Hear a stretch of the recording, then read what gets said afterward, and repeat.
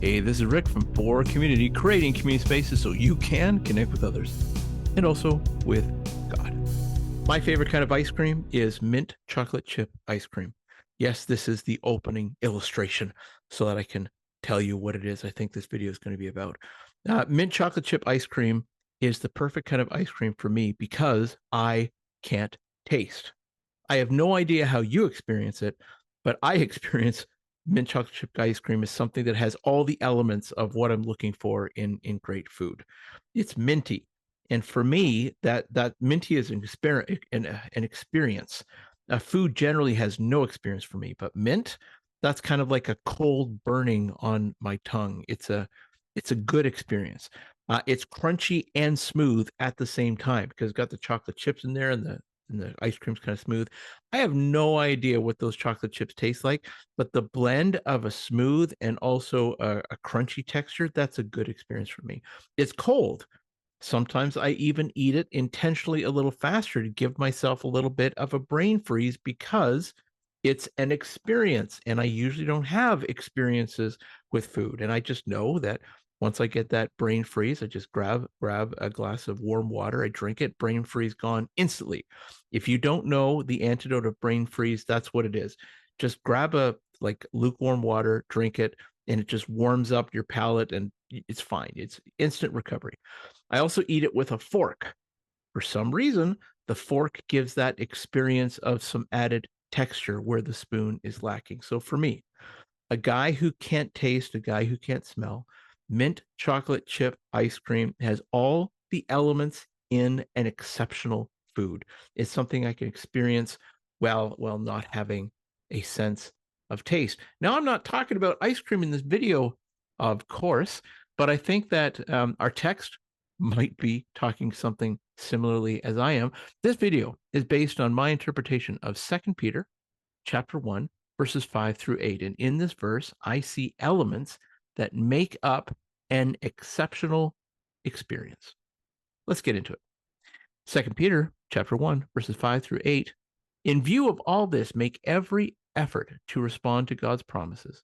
Supplement your faith with a generous provision of moral excellence, and moral excellence with knowledge, and knowledge with self-control, and self-control with patient endurance, and patient endurance with godliness, and godliness with brotherly affection, and brotherly affection with love for everyone. The more you grow like this, the more productive and useful you will be in your knowledge of our Lord Jesus Christ. Here's the idea behind everything I'm about to share in this video. What I'm talking about are the elements of a next level person. Okay, so let me just slow it down for a second. We have a couple of people who are new in our Zoom meetings and new in our Facebook group. So here's a heads up. I'm going to be sharing my opinion, which you're welcome to disagree with. And then on Sunday, you get to share your interpretation during the open mic discussion that we have, or you can leave a comment. And that's how it works. So this is a discussion starter for what we're going to experience on Sunday. I've pulled out 8 elements.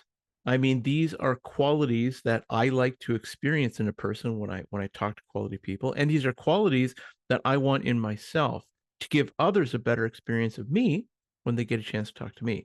Here's my list of the elements that I think would be worthwhile for us to pursue as we shape into the kind of people that we want to be, next level people, to get our life on track, to get our A game back, to be our best self, to get motivated to keep on moving forward and keep on growing. These are 8 elements that we can include in our own self to be next level people. So here we go. Number 1, respond to God. And of course, this would be of course, this is number 1. We're talking about the Bible. It's going to be in here. We're talking about Jesus. Here we go. Starting off right away in the text is a reference to beginning a connection with God. As God's creatures, we have the ability to respond to God and also the responsibility to respond to God. God's looking for our response to Jesus, and he's asking the question, will we choose to believe that Jesus is God, that he died, that he rose again, and will we choose to follow him? Now, the text lists these elements as though they're in a sequence that one then leads into another, That's not necessarily how I think about it. I think they're all great. Every single one of these is great. And we pursue them as we can when we can, not necessarily in the same order. But I do think that this one should be the first one. This first one is a worthy chase. Responding to God's question, will you choose to follow Jesus, is the very best start toward a life of excellence, a life that is next level. Number two, moral excellence. Is there really any arguments around this one?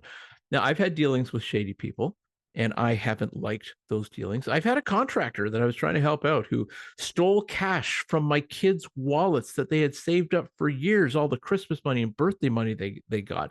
Sold money out of their wallets when I left them alone in my house during renovations. That's shady. I didn't like the low morality there. I've had strangers pull up to me in parking lots, pointing out their back seat, trying to sell me a TV that they magically received because they were sent too many in some kind of mysterious uh, business transaction. That's shady. I've had a barber ask me to pay him in cash at a discounted rate so that he'd get the money instead of the store. I don't know, man. These are just the things I can talk about, just a few.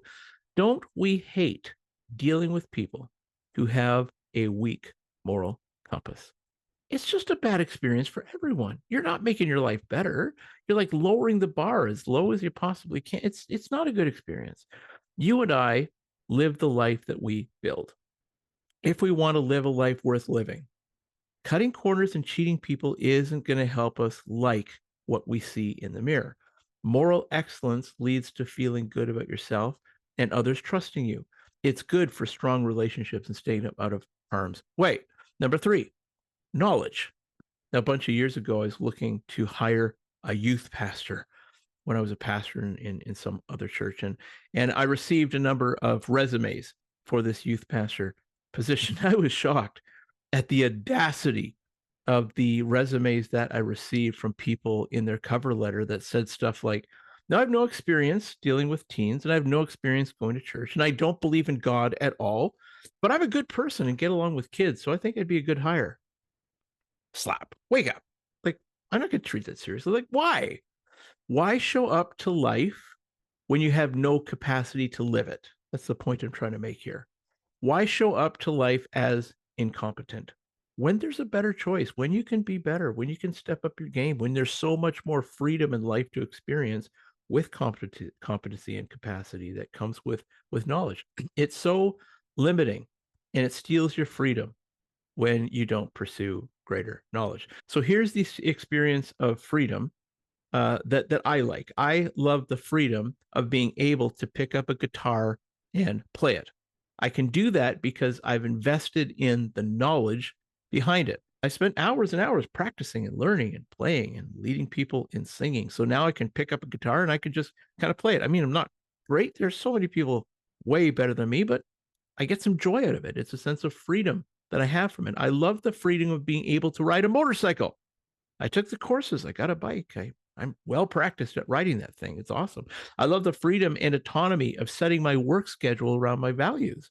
And I can do that because I invested in formal education. I got my master's. I got my degree. I've got further training. Knowledge empowers us with competency and capacity. I mean, namely here, it's talking about the knowledge of the Bible. That's really what it's going for here, I think. Knowledge of God comes from the Bible, and the Bible is complicated. It takes years of experience with the Bible before you get a really good handle on what it is and even how to read the thing well. The better we know the Bible, the clearer we are in our spiritual direction, the more grounded we are in life. If we want some solid spiritual direction, then the more we know the Bible, the better. Okay, number four, self-control. I don't think we need to look very far to find examples of people who are triggered far too easily, get angry, they're slappy, they're shouty, escalating on others and never taking responsibility. I mean, that's basically social media. That's basically what that is. You are not responsible for the way that I feel, and I'm not responsible for the way that you feel. We are each responsible to manage our own emotions. You can't force me to feel anything. I can't force you to feel anything. Our emotions don't belong in the driver's seat of our lives. These days, I'll do everything I can to avoid interacting with a person in the wild, not when I'm working, but in the wild and try to get the downtime, who exercises low or no self control. They're pretty random. It's pretty risky. It's also not who I want to be. I don't want to give other people that experience when they're interacting with me. I want to be the kind of person who's grounded and others know what to expect from me. I want to be the kind of guy that offers calm in the middle of the storm. I want to be someone who brings peace and hope. Am I always that kind of guy? Do I always show up with like that? No. These are elements that I need to work on too. I want to be this. I'm not saying that I've arrived. I'm agreeing with the text saying, yeah, these are really good things. And I do want to be a next level person. This is something, yes, I truly want to work on. I want to be that guy who's always self-control. Number 6, patient endurance. Now, I got to be honest, I don't think I like this one so much because of what it generates in me. It's not the patience part, it's actually the endurance part. I've experienced the crippling pain of a leaky appendix. I've experienced the nonstop pain of having a gallbladder problem. I see the word endurance, and the first idea that comes to my mind is the experience of long-term pain, long-term suffering.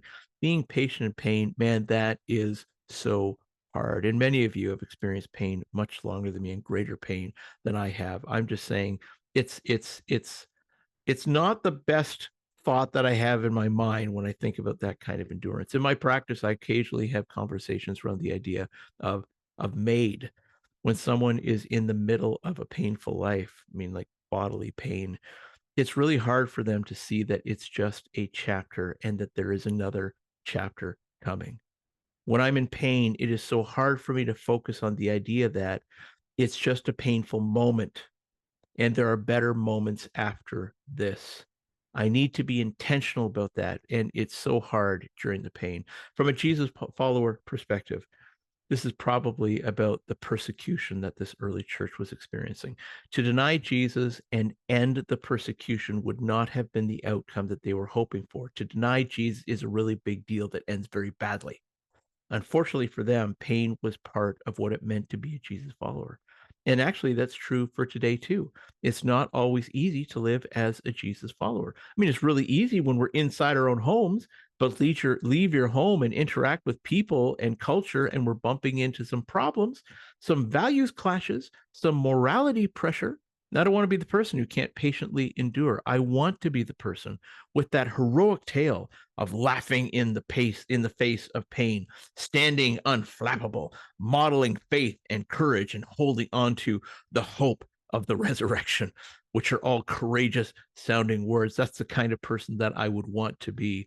I don't think it's the kind of person I am right now, but I see the value in patience and patient endurance. And I pray that one day God would help me be that guy who patiently endures, waiting for that next and better chapter to come as I completely put my faith in Jesus.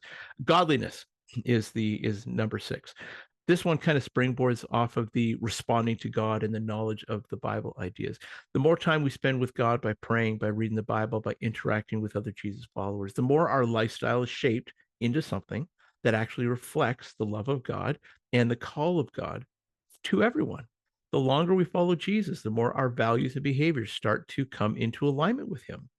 It's a lifestyle that chooses to place God as our first value. That's what godliness is.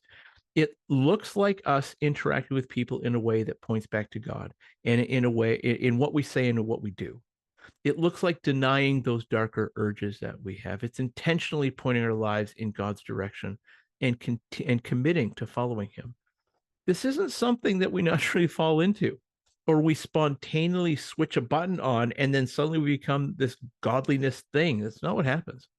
This is more like a committed journey over a period of time as a humble follower of Jesus, always putting him first, or often at least putting him first, and then our life being shaped by that commitment. This is a long-term plan. This is that godliness would be the story of our journey with Jesus as it produces godlike behaviors in consistent godlike behaviors, Jesus-like behaviors in a lifestyle.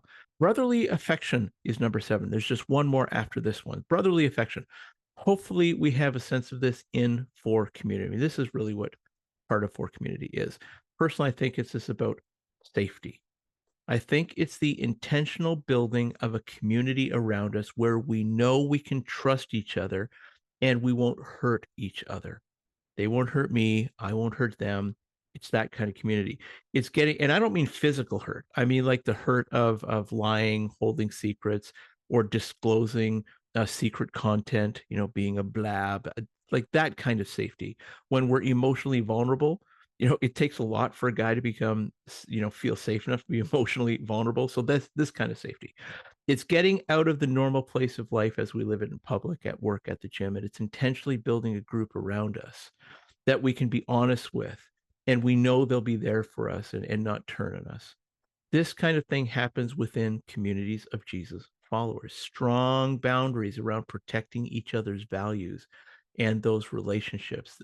Brotherly affection, it's, I guess, it's kind of something that we show to everybody. I kind of don't think it is brotherly affection. I think that that's what we show each other in a closed group. I don't show brotherly affection to neighbors that I don't know. I don't show brotherly affection to people that don't like me. I don't do that. There's something else I do with them. I think this brotherly affection, I'm pretty sure it's speaking to the value that we need to be intentional about creating a group of people around us where we can feel like we've got each other's backs. We can feel safe. Okay, here's the last one, number 8. Love for everyone. This is my go-to. Instead of brotherly love, when I don't know people, this is my go-to. I think this is both an attitude and also a guide for behavior. It's not unconditional. It's not weak boundaries. It's not self-sacrifices. Those self-sacrifices, the highest moral standard, that somehow it's worth getting bullied over and taken advantage of and otherwise harmed. I don't think that's what this is. It's a choice that our first move is to choose to honor the people around us and give them the benefit of the doubt and the grace that no one is perfect. It's basically starting with some kind of form of forgiveness. Like, I know that you're not perfect and you're going to hurt me somehow. I'm just going to choose to forgive you ahead of time, but without the weak boundaries that they may come with. Like, we're not opening ourselves up and say, keep on attacking me because I'm just going to love everyone. That's not this. This is the kind of love that isn't earned. It's a choice to be given, and it's the kind of love that builds the culture that you live in. I think that's really important. As you show the people around you all the time, anyone that you happen to be walking past, whatever, as you show them kindness and grace, they come to expect that from you, and they treat you well because of it. If you want to live in a safer world, if you want to live in a world where people are happy to see you, start building that small culture around you. Work on the interactions you have with the people you come in contact with every single day, and just be nice to them. Rationally minded people will be nice to you right back. And those who are not nice to you right back, they've got no capacity for it. Just carry on, leave them behind you, leave them the dust, and focus on those who are receptive to this. Okay, so let's summarize. I had 8 points today, man. I've given you an idea of how I interpret these essential elements, elements of someone who is really trying to take their life to the next level. They really want to make something of themselves. They want to be great. They want to be excellent. Maybe not great, but excellent. These are traits that I'd like to find in myself. Do I think I got them all? Well, no. I think that these are things that I'm trying to attain. I think that these are things that I'm trying to work on. These are traits that make the world a better place. If we were all living with these next level traits and pursuing these next level traits, we'd make an impact if we were all getting behind this. Well, I'm wrapping up here. Maybe you could ask yourself which one, just one of these elements, you might need to work on. I think I need to work on pretty much all of them, but I'm going to pick one as well before we get to the meeting, so I got something to share. Which one of these elements do you think that you need to work on the most? And also, please remember that this is my interpretation. I'm looking forward to hearing what your take is on this as we meet on Zoom. It's an open mic. Everybody gets a voice. Everybody's voice matters. Everybody's voice is equal. Or you can leave a comment in the comments section. Leave a post. Leave a reply. Whatever social media platform you're seeing this on, go ahead, reach out, interact. Okay, that's it from me to you for now. Would you please like? Would you please share? Would you please subscribe? Subscribing would be great, so you get a chance to see all these videos as they come out. That'd be awesome. Ask for the link if you want to connect with us on Zoom. Guys group is slowly growing. Our community, the 4 community Facebook, slowly growing. Hardly anybody ever comments, but maybe someday join it. Start commenting. That'd be great. another person for me to talk to would be awesome. For community, creating community spaces so you can connect with others and also with God. I'll see you next time.